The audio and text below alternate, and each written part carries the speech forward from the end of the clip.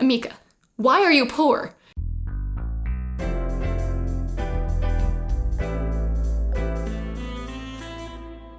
You ever read something that everyone else seems to like and you're like, huh, this kind of sucks? Yeah, that was Warcross and me. It just falls apart when you apply just a bit of logic to anything, and it was driving me kind of crazy. So Warcross is a young adult kind of sci-fi novel by Marie Lu. It's pretty popular. It has I think 4.15 or so on Goodreads, 75K ratings. So pretty well liked, pretty well known.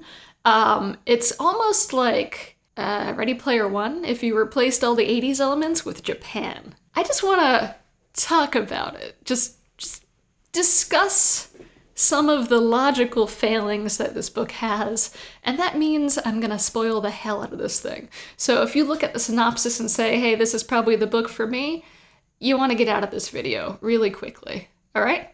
Okay. So let's go. What is Warcross? Warcross in-world is a game. It's kind of like if you combined League of Legends with football. Super popular VR game. It has some AR elements too, like you can kind of level up by doing daily life tasks, but the actual game part is like a team competitive game, and it works mostly through power-ups, which I will get to later. It's kind of interesting. So, main character, Amika Chen. Mika Chen is your average every girl. She's a part-time waitress, but she can't quite make ends meet. She's going to be evicted in 3 days. So to try to make some money, she also works part-time as a bounty hunter, but the bounties haven't been good recently. So she's kind of in a rut.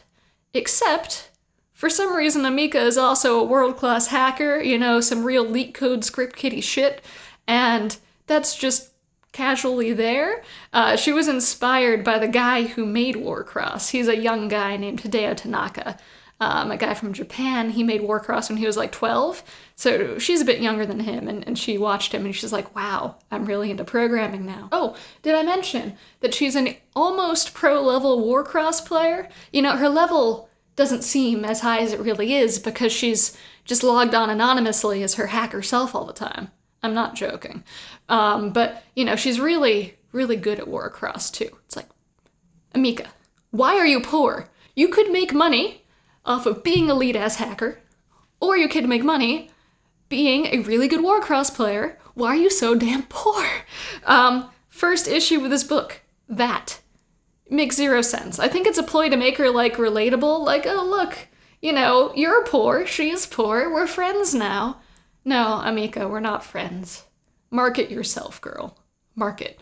And the reason, they say that she's poor is because she has a criminal record. The criminal record in question ends up being, this minor thing where she, no Uno reversed a revenge porn thing that someone was doing to her kind of friend, and, shared some explicit photos of bullies from their accounts, which of course she hacked from them. It's I'm pretty sure you can get that off your record eventually. Yeah, it's there. I'm not sure if anyone's gonna care that much. It's one of those crimes that has that pleasant moral justification of, oh yeah, I could see why that happens. I mean, she was just defending the weak. Classic shit. So anyway, back to the actual path of the novel. Amika is in real desperate straits. She's cannot generate a cent from my lead-ass hacking abilities for some reason, so I really need some cash. And lucky for her, the Warcross opening games are happening this very night. And for some reason, Warcross power-ups are valuable. And Amika's been sitting on this little hack she has that will let her steal a power-up from a match for a while.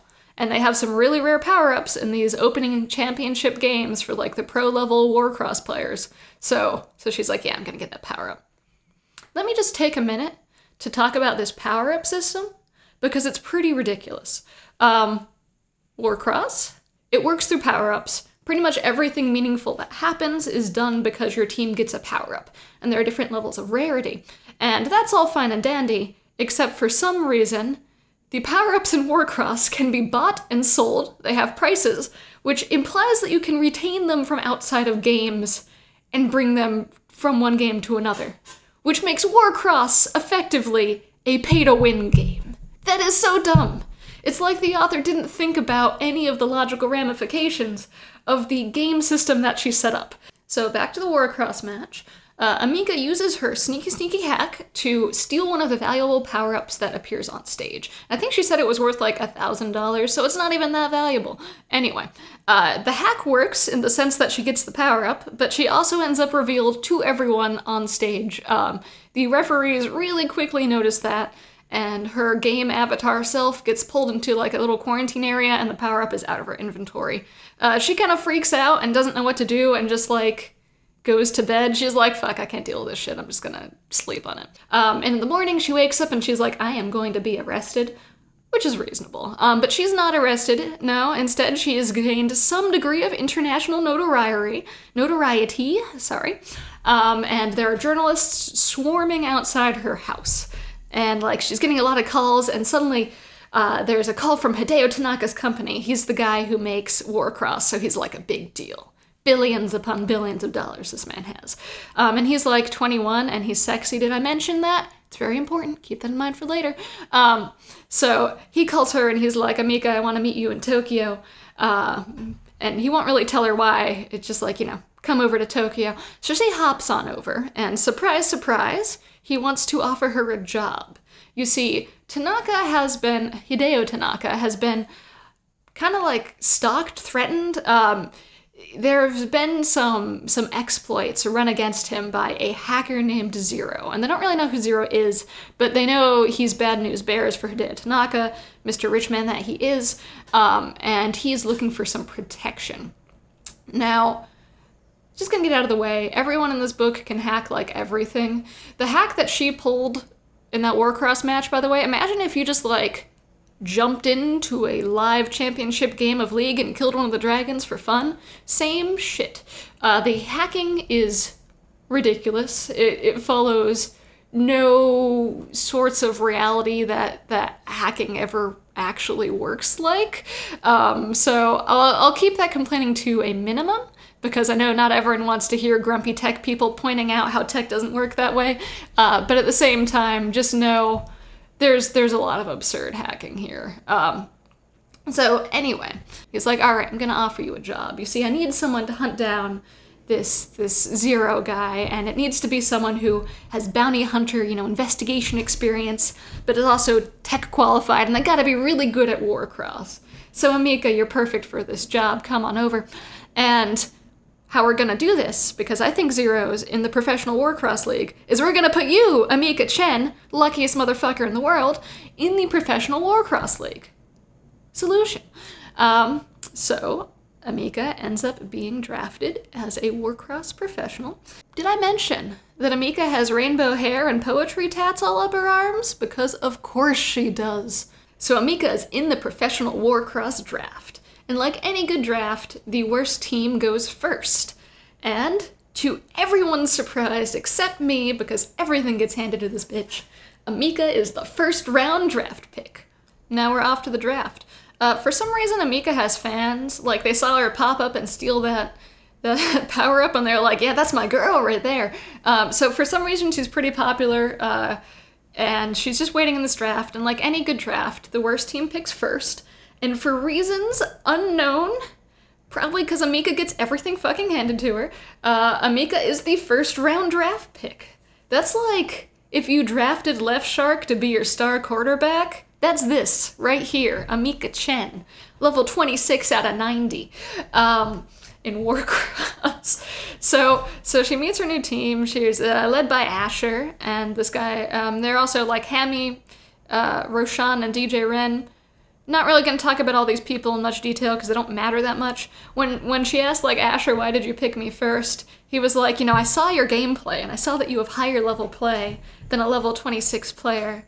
So, like, you're going to be our wild card, like a surprise, Like, Asher, did you just throw away your first round draft pick on some unproven, like, one-trick pony? You're like, yeah, we can pull it out of the box once. Ooh, she's good. Like, no wonder you're the worst team. You deserve it. So anyway, Amika starts training with her teammates, and that's fine. She's like behind, but not that behind. And in the meantime, she's still trying to investigate who Zero is. Oh yeah, and she saw like a little glimpse of Zero in the draft. He was like up up in the rafters for just a second at the very end, no one else could see him. Yeah, forgot to mention that, sorry. So anyhow, she's doing her research, and she ends up being able to kind of like hack into a bit of info about her other teammates. Yeah, this is like, I don't know, it's like if she was just around you and she could suddenly read your Gmail emails, because why not? It's like that level hacks, and she's just learning some info about them, and it turns out that DJ Ren has a meeting in the dark world. Yeah, it's like the dark web, but, you know, more VR or whatever. So she updates Hideo, because they chat, like, you know, they're talking a bit throughout this book, and then she follows Ren into the dark world, and it ends up that he's going to an illegal betting ring, and there are other figures that he's talking to, but they're obscured with, like, defenses so strong that even Amika's lead hacks can't get through them, or whatever. She's seeing bets that these shadowy people are passing between each other, and they're like, wow, those bet amounts are weird. And then, like, a while later, she realizes, like, wait a minute, are those are geo-coordinates. Because that's how your secret hacker ring is transferring information to each other. They're just putting out plain text geo-coordinates with their illegal bets. Yup. Has anyone ever heard of encryption in this universe? No, apparently not. So anyway, the geo-coordinates end up being links to, like, major cities. So apparently there is a global conspiracy afoot. And Amika, like, signs off and goes to meet Hideo, and they have dinner in his lovely, like, penthouse private restaurant, because sure, why not? And of course, it's just them. It's reserved for him once every month, and he took her. Yeah. So, general rule on billionaires in books: if the book has a female protagonist, if the billionaire is significantly older than the protagonist, they're the villain. If the billionaire is around the same age, they're the love interest. You can tell where this is going. Everyone could. Because of course, you know, Amika, you try so hard, you've done so much, yeah, you deserve this billionaire love interest, on top of the 10 million you'll get if you do this job too, you know. Why not? Why not? She's normal, it's relatable. Everyone wants a billionaire boyfriend, right? I'll mention, Hideo is actually kind of an interesting character, though. He's, like, reserved, but you can tell there's something going on with him. So he's actually not bad. He's interesting. As it turns out, he made Warcross because his younger brother disappeared as a child. It was implied that he was kidnapped, and Hideo kind of, like, really went deep into programming because of that. So, I don't know, he's actually kind of interesting. Anyhow, Amika's first Warcross match is here, or at least her first pro one, and the match is kind of cool. I don't know, there are big creatures frozen in ice, it's like a race. There are power-ups. At the very end, Amika sees Zero. Oh, of course, Amika does some stuff that helps her team win, you know, because she's great, and she always is just batting it out of the park. They're really lucky that their random first-round draft pick was a main character. If they picked a side character, they would have been fucked. Oh yeah, and during the match, because Ren is so suspicious, and he has blocks that Amika's lead hacks can't get around, because, of course, you know, it's convenient, she, like, has a hack from Hideo where she can, like, put her arm around his wrist for enough time where she can, like, get his files. And she managed to do that during the match, but she only got, like, half a file. What are you gonna do with half a file? Apparently nothing. It was called Ice Hideo, and then Amika puts it together. She's like, wait a minute, Hideo might be unguarded right now. So she runs up and she's like, there's gonna be an attempt, but they already tried. They tried to shoot Hideo, and it missed and it hit one of his bodyguards instead. The dude's alive, but, like, you know, shot, so not in the best condition. So they know this is, like, some real shit. Like, they're trying to kill people. Mm-hmm. So after that whole hubbub, Hideo is logically at an increased security posture, and, like, Amika goes and tries to meet him and is like, yo, you should probably leave the city, you know, be careful. And Hideo's like, no, I'm not going to. It's not gonna happen. And they end up making out, and it's like, Amika making out with that sexy No, who would have guessed that would happen?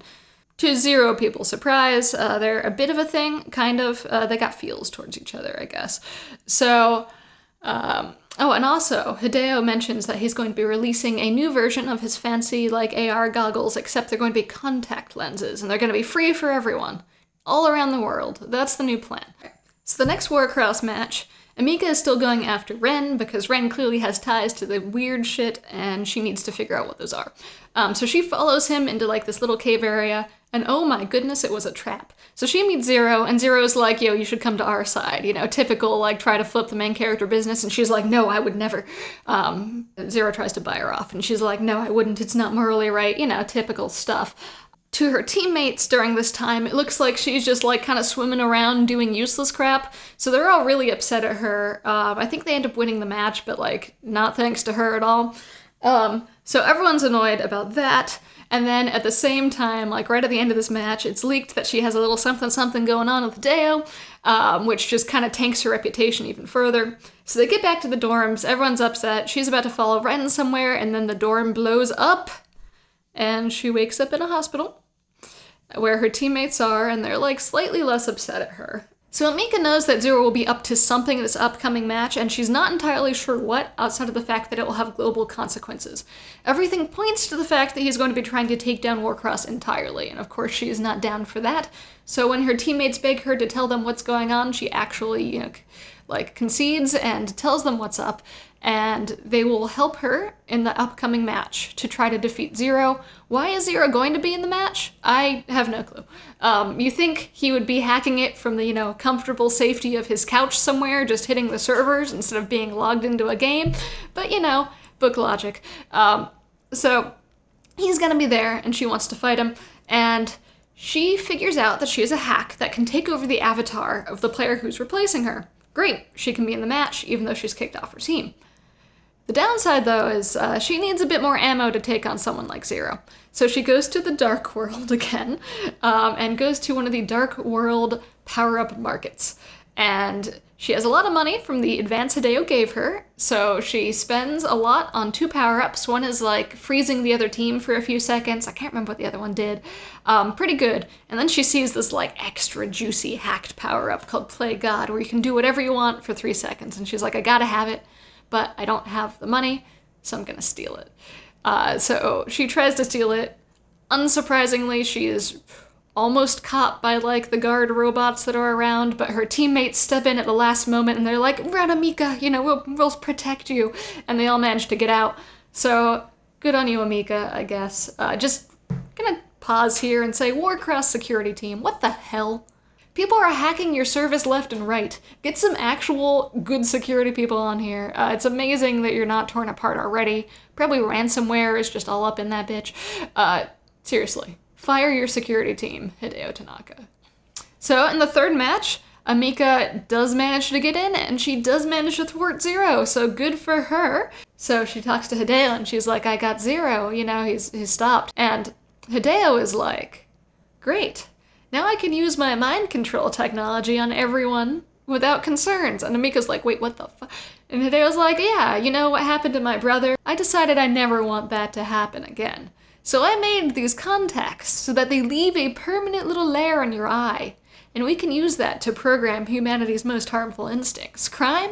It's gonna be a thing of the past. And Amika's like, whoa, what the fuck? The sexy billionaire ended up being both the love interest and the villain. So hey, he still hits the checkboxes. But yeah, she runs to her teammates and she's like, yeah, this is what's happening. That's not cool at all, and it is too late to stop. And surprise, surprise, a last twist of the book, Zero shows up and ends up being Hideo Tanaka's lost, kidnapped younger brother, now revealed as having been pretty much the good guy the whole time. And presumably they're gonna start working together. There's another book that deals with that. I probably won't read it because I didn't horribly enjoy Warcross. It's not trash. It's like, it is inoffensive, fun storytelling where if you turn off your brain and, you know, don't think about anything that's happening too hard, it's kind of entertaining. I didn't find Amika to be a very endearing character. She's not a Mary Sue. She's too awkward to be a Mary Sue, but if she was slightly less awkward, the way pretty much everything is handed to her, I mean, first round draft pick, seriously, got the Mary Sue vibes. The hair and the tats, she is just a walking main character, scene girl, hacker dream stereotype, and I cannot get over it. So not too much love for her, but her teammates were fine. Hideo was an interesting character. For what it's worth, if you like the themes at the end, the whole, like, should we damper humanity's most dangerous instincts sorts of themes, I highly recommend the game The Red Strings Club over at least Warcross and its sequel. Red Strings Club does a really good job just giving you options and autonomy as a player while exploring those themes. It's really a good game for like games as art sort of concept, although it has interesting enough gameplay as well. So highly recommended for that if you like those themes. It's a much better rendition than whatever Warcross is trying to get at. I'm not affiliated with that game at all. I just played it, and, you know, good media is good media, so what can you do? Yeah, those are my thoughts. If you like Warcross or dislike Warcross and want to talk about it, please do comment. I like hearing what you guys have to say. All right, bye.